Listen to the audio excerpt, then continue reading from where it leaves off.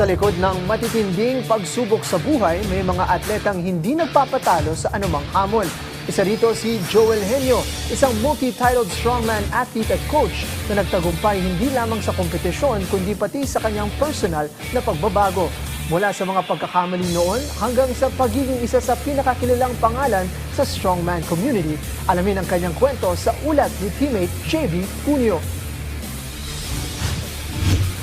Hindi matatawaran ang lakas ni Joel Demigod Henyo sa larangan ng strongman matapos niyang madepensahan ang kanyang kampyonato sa Under-80 Division sa nagdaang kompetisyon sa Marikina Sports Complex. Sa kabila ng matinding init at mahirap na kompetisyon, nagawa pa rin niyang maipakita ang kanyang husay at karanasan upang mapanatili sa kanya ang titulo.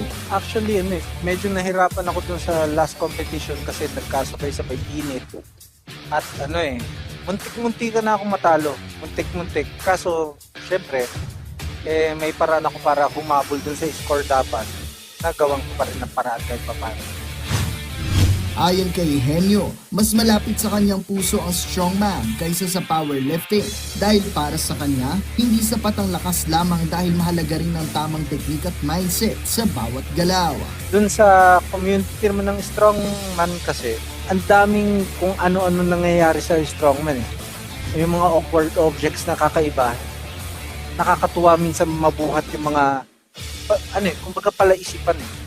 Example, bubuhat ka ng live stones na syempre, iba-ibang angle yan. Paano mo ngayon pag-iisipan buhatin sa shoulder mo? Depende sa implements.